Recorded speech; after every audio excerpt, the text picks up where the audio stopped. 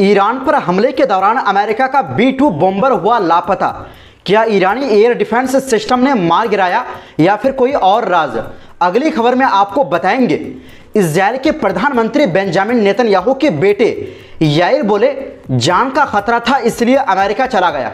इसी के साथ उन्होंने ईरान का नाम लेकर अपने देश के बारे में ऐसा बोला है कि आपको भी यकीन नहीं होगा। वहीं दूसरी ओर सीनियर हमास नेता हमदान बोले, अमेरिका मध्यस्थता के लायक नहीं।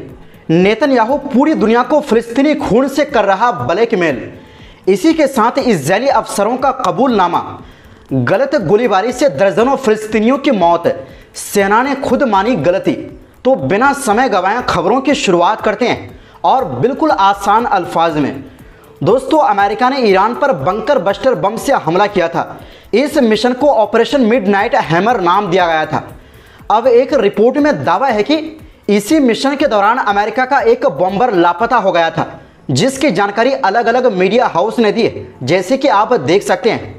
सवाल है कि ईरान पर बम बरसाने निकला बॉम्बर कहां गायब हो गया?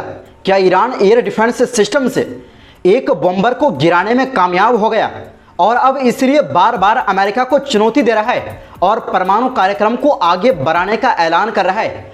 इस बीच एक एयरपोर्ट पर अमेरिकी बॉम्बर नजर आया है, इसलिए यह भी कहा जा रहा है कि अमेरिका का विमान सुरक्षित है। क्या है पूरी मिस्ट्री? क्या ईरान इतना ताकतवर है कि उसने B-2 बॉम्बर भी गिरा दिया है? हालांकि सच किसी को नहीं पता है। कुछ खबरों में दावा किया गया है B-2 बॉम्बर लापता है। सवाल उठ रहे हैं कि क्या अमेरिका का यह सीक्रेट मिशन बहुत बड़े नुकसान की वजह बना है? अब एक रिपोर्ट में दावा किया गया है कि इसी ऑपरेशन के लिए टेक ऑफ करने वाला B-2 बॉम्बर बेस पर वापस नहीं लौटा है। रिपोर्ट में अमेरिका के एक बॉम्बर के गायब होने का दावा किया जा रहा है। रिपोर्ट के मुताबिक ईरान पर हमले के लिए दो ग्रुप बनाए गए थे। एक ग्रुप का काम ईरान को चकमा देना था और दूसरे का काम ईरान पर हमला करना था। अब दावा किया जा रहा है कि इसी दो ग्रुप में से एक बॉम्बर वापस नहीं लौटा है। दोस्तों, आपको बता दें कि स्टील्थ तकनीक वाले B-2 बॉम्बर को रडार से ट्रैक करना बेहद मुश्किल है, इसलिए ऐसे विमान एयर डिफेंस से गिराए नहीं जा सकते। फिर सवाल है कि बॉम्बर कहां गया? एक्सपर्ट के मुताबिक B-2 बॉम्बर का रेडियो स्विच ऑफ हो सकता है, इसलिए B-2 बॉम्बर की लोकेशन नहीं ली जा सकती है। एक्सपर्ट को अंदेशा है कि अमेरिका एक बॉम्बर को किसी सीक्रेट जगह पर तैनात कर सकता है। हालांकि कुछ रिपोर्ट में दावा किया जा रहा है कि यह विमान बेस पर वापस लौट चुका है, लेकिन सच्चाई क्या है अभी तक इस पर अमेरिका भी कुछ नहीं कहा है। वहीं दूसरी ओर दोस्तों, इजराइल के प्रधानमंत्री नेतन्याहू के बेटे याइर नेतन्याहू ने कहा है कि उन्होंने अपनी जान को खतरा महसूस किया और इसी वजह से साल 2023 की शुरुआत में इजराइल छोड़कर अमेरिका चले गए। उन्होंने ये बात पहली बार एक इंटरव्यू में बताई, जो सोमवार रात को एक लोकल चैनल TOV पर दिखाया गया। याइर ने कहा, जब मेरे पिता ने रक्षा मंत्री योव गैलेंट को हटाया था तब पूरे देश में विरोध भड़क गया। मैं उस रात अकेला घर पर था और डर गया था कि प्रदर्शनकारी घर में घुस सकते हैं। लोग मशाले लेकर दीवारें पार कर रहे थे। उन्होंने कहा कि पुलिस ने कुछ नहीं किया और ऐसा लग रहा था जैसे उन्हें ऊपर से आदेश मिले हो कि वो कुछ ना करें। इसके बाद याइर ने फैसला किया कि वो देश छोड़ देंगे ताकि अपनी सुरक्षा कर सकें। याइर का दावा है कि जब वो अमेरिका पहुंचे तो कापलान नाम के विरोधी आंदोलन समूह ने उनके पीछे प्राइवेट डिटेक्टिव्स लगा दिए, जिन पर करोड़ों खर्च किए गए। उन्होंने आरोप लगाया कि कुछ लोग इजराइल में ऐसे हथियारबंद समूह चला रहे हैं जो पागल लोगों द्वारा फंड किए जा रहे हैं। इनमें कुछ मानसिक अस्पतालों में भर्ती लोग भी शामिल हैं।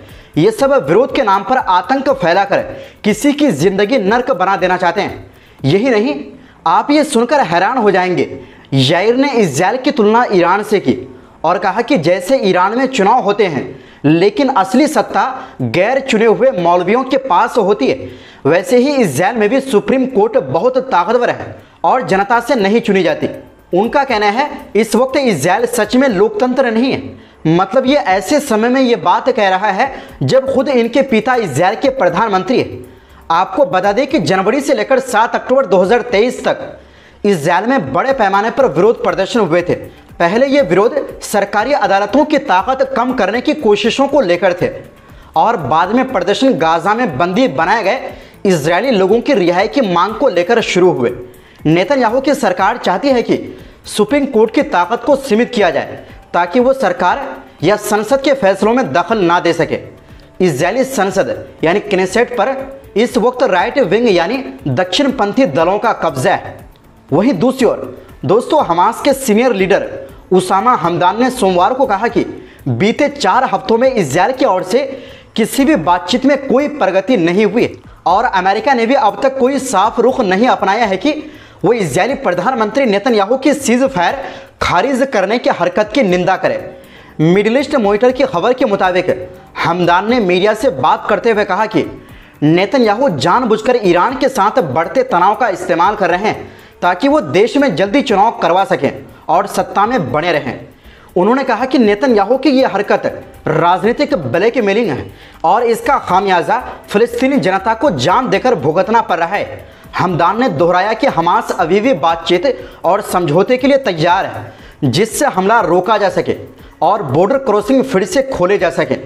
उन्होंने कहा कि हमास मध्यस्थों के जरिए बातचीत कर रहा है ताकि एक पूरा और ठोस समझौता हो सके, लेकिन साथ ही चेतावनी दी कि अगर इजरायल हमले करता रहा तो हमास भी जवाब देता रहेगा।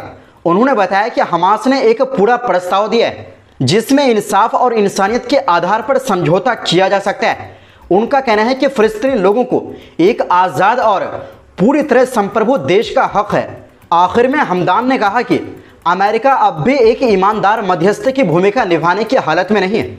उन्होंने आरोप लगाया कि अमेरिका जानबूझकर नेतन्याहू की जिम्मेदारी से बचाव कर रहा है ताकि उन्हें अंतर्राष्ट्रीय मंचों पर सजा से बचाया जा सके, जबकि असल में नेतन्याहू अब एक अंतर्राष्ट्रीय न्याय से भागा हुआ अपराधी बन चुके हैं। वहीं दूसरी ओर दोस्तों, इजरायल के एक बड़े मीडिया चैनल हारेत्ज की रिपोर्ट में खुलासा हुआ है कि सीनियर इजरायली सेना अफसरों ने माना है कि सेना की गलत और बिना सोचे समझे की गई तोपों की फायरिंग की वजह से कई फिलिस्तीनी नागरिकों की जान गई है। रिपोर्ट के मुताबिक इजरायली सेना ने इस बात की पुष्टि की है कि सबसे गंभीर घटना में जहां आम लोगों पर गोले दागे गए वहां 30 से 40 लोगों को निशाना बनाया गया था। कुछ की मौके पर ही मौत हो गई जबकि बाकी लोग गंभीर रूप से घायल हुए। इसी रिपोर्ट में यह भी बताया गया है कि पिछले हफ्ते कुछ इजरायली सैनिकों ने खुद हारेत्ज को बताया कि उन्हें गाजा में राहत सामग्री लेने पहुंचे आम लोगों पर गोली चलाने के आदेश मिले थे। सोचिए दोस्तों, जिन लोगों को सिर्फ खाना चाहिए था उन्हें गोली मार दी गई। अब तक 600 से ज़्यादा ऐसे लोग मारे जा चुके हैं जो सिर्फ मदद लेने पहुंचे थे, लेकिन फिर भी दुनिया खामोश है और अब भी इसे इजरायल की आत्मरक्षा का हवाला मान रहे हैं, मतलब कुछ भी। तो दोस्तों, फिलहाल के लिए इस रिपोर्ट में बस इतना ही। आपसे गुजारिश है हमारी सपोर्ट के लिए हमारे इस नए चैनल को सब्सक्राइब ज़रूर करें, क्योंकि आपकी सपोर्ट ही हमारी ताकत है। बहुत बहुत शुक्रिया। खुदा हाफिज़।